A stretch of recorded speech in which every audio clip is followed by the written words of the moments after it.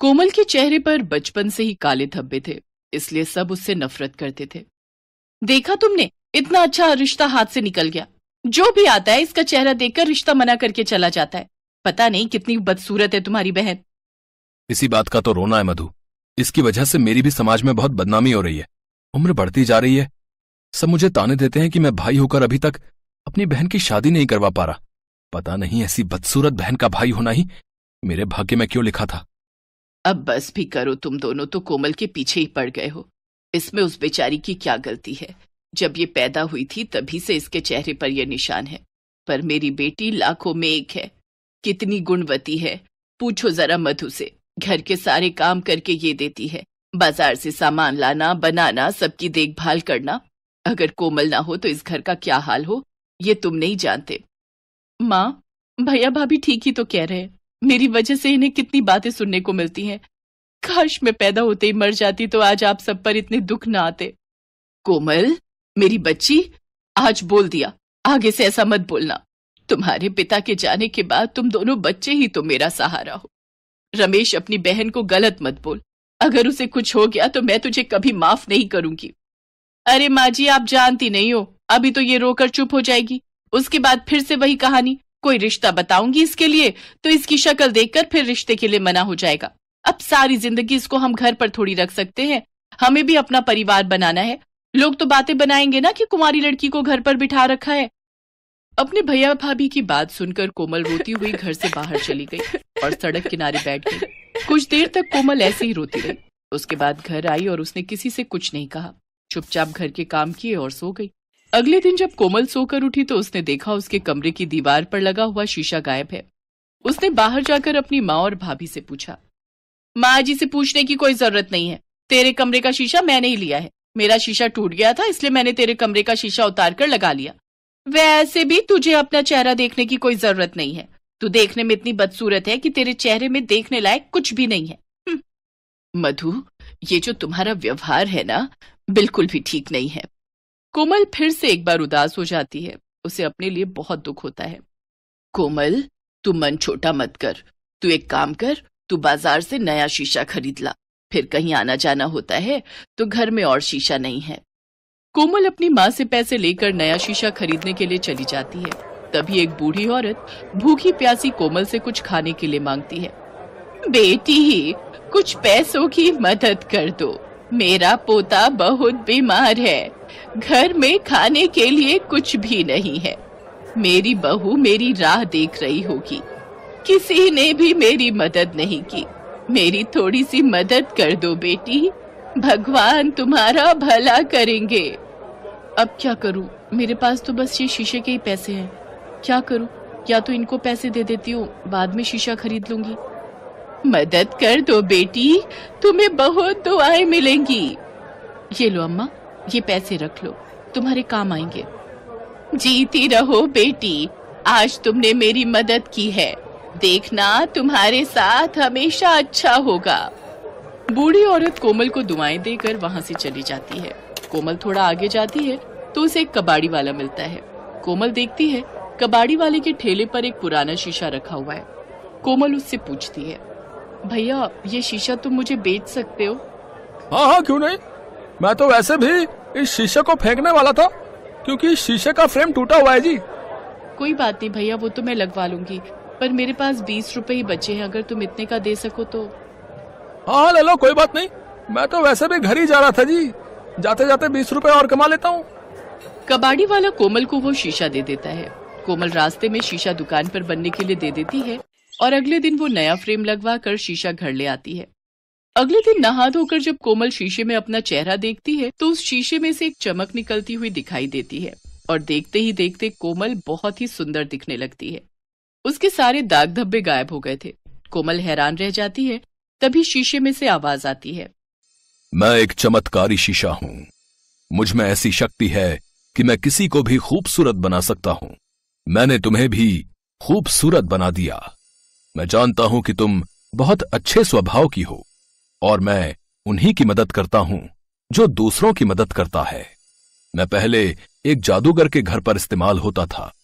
जब मैं टूट गया तो उस जादूगर ने मुझे कबाड़ी वाले को बेच दिया। उसी जादूगर की कुछ शक्तियां मुझ में भी आ गईं। और जब मैंने देखा कि तुम अपने रूप को लेकर बहुत दुखी हो, तो मैंने तुम्हें खूबसूरत बना दिया। हाँ, मैं तो सचमुच बहुत सुंदर हो गई हूँ। माँ देखो, ये चमत्कारी शीशा है, इसने मुझे सुंदर बना दिया। ये तो सच में चमत्कार हो गया। कोमल, तू कितनी सुंदर हो गई है। अच्छा, तो ये चमत्कारी शीशा है। वाह कोमल, तेरी तो किस्मत ही बदल गई, तू तो बहुत सुंदर हो गई। चलो अच्छा है, अब इसके लिए अच्छे घर के रिश्ते भी मिल जाएंगे। हाँ, ये तूने सही बात कही। अब हम कोमल के लिए कोई अच्छा रिश्ता ढूंढ लेंगे। एक दिन कोमल को बहुत बड़े घर का रिश्ता मिल गया। वो लोग बहुत पैसे वाले थे। लड़के की माँ अपने बेटे और बेटी के साथ कोमल को देखने के लिए पहुंची। लड़के ने कोमल को देखते ही पसंद कर लिया और दोनों के रिश्ते की बात हो गई। हमें आपकी कोमल बहुत पसंद है। वैसे तो हम अपनी गरिमा की शादी पहले करना चाहते थे, पर गरिमा के चेहरे पर ये निशान है जिसे देखकर कोई भी लड़का रिश्ते के लिए हाँ नहीं कहता है। इसी कारण हम अपने बेटे की शादी पहले कर रहे हैं। आप चिंता मत कीजिए, मेरे पास एक चमत्कारी शीशा है जिसमें देखने से गरिमा बहुत सुंदर हो जाएगी। आओ गरिमा, मेरे साथ आओ। कोमल गरिमा को अपने साथ कमरे में ले जाती है और उसे शीशे में देखने के लिए कहती है। गरिमा जैसे ही शीशे में देखती है, वो बहुत सुंदर हो जाती है। सब लोग बहुत खुश होते हैं कि गरिमा कितनी सुंदर हो गई। कोमल की शादी पक्की हो जाती है। शादी का दिन नजदीक आ जाता है। कोमल का रिश्ता इतने बड़े घर में जुड़ता देख उसकी भाभी ईर्ष्या से भर जाती है और उस शीशे को जानबूझकर तोड़ देती है। शीशा टूटते ही कोमल फिर से अपने रूप में आ जाती है। पर ये क्या, कोमल के साथ साथ मधु भी बदसूरत हो जाती है और उसके चेहरे पर दाग धब्बे हो जाते हैं। मधु घबरा जाती है। ये मुझे क्या हुआ? मेरा रूप रंग कहाँ गया? मैं बदसूरत कैसे हो गई? मैं तो कोमल से भी ज्यादा बदसूरत हो गई। ये सब तेरी करनी का फल है। तूने जानबूझकर वो शीशा तोड़ा है ना, इसीलिए तुझे उसकी सजा मिली है। मेरी बेटी की आज शादी है और तूने मेरी बेटी की शादी तोड़वाने के लिए इस शीशे को तोड़ दिया। तू इतना ईर्ष्या से भर गई। मधु माँ ठीक कह रही है। मैं तो चाहता था कि कोमल की शादी हो जाए। मैं बहुत खुश था, पर तुमने तो सारी हदें ही पार कर दी। तुमने उस शीशे को तोड़ दिया जिसकी वजह से मेरी बहन सुंदर बनी थी। जादुई शीशा, भले ही तुम्हारे टुकड़े हो गए हैं, पर मैं जानती हूँ कि तुम मुझे सुन सकते हो। मेरी भाभी को ठीक कर दो। हाँ, मैं तुम्हें सुन सकता हूँ। मेरा जादू खत्म होने से पहले मैं तुम्हारी भाभी को ठीक कर सकता हूँ, पर इसके लिए तुम्हें अपनी सुंदरता का बलिदान देना होगा। अगर तुम्हारी भाभी सुंदर हुई तो तुम्हें हमेशा के लिए अपने इसी रूप में रहना होगा जिसमें तुम पहले थी। बोलो, तुम्हें मंजूर है? हाँ, आप मेरी भाभी को ठीक कर दो। मैं पहले जैसी ही ठीक हूँ। मेरी किस्मत में जो लिखा होगा वो मुझे मिल जाएगा, पर मेरी भाभी को इतनी बड़ी सजा मत दो। कोमल की बातें सुनकर मधु की आंखों में आंसू आ जाते हैं। जादुई शीशा मधु को ठीक कर देता है, पर कोमल अपने पहले वाले रूप में ही रहती है। मधु को अपनी गलती का एहसास हो चुका था, पर अब डर था कि कहीं कोमल के ससुराल वाले उसे इस रूप में देखकर शादी के लिए मना न कर दे। पर ऐसा नहीं था। कोमल, तुम्हारी सुंदरता तो तुम्हारे भीतर है। व्यक्ति अपने व्यक्तित्व से सुंदर बनता है, ना कि ऊपरी सुंदरता से। तुम हमारे घर की बहू जरूर बनोगी। हमारी गरिमा तुम्हारी वजह से सुंदर हुई है। तुमने जो उसके लिए किया है वो कोई भी नहीं कर सकता। बहन जी, शादी की तैयारी शुरू कीजिए। हम शाम को बारात लेकर समय पर पहुंच जाएंगे। कोमल दुल्हन के रूप में बहुत सुंदर और प्यारी लग रही थी। ये सुंदरता उसकी अपनी खुद की पहचान थी, जो उसके व्यक्तित्व को और निखार रही थी। कोमल अपनी माँ और भाई भाभी के गले लगकर खुशी खुशी अपने ससुराल विदा होती है।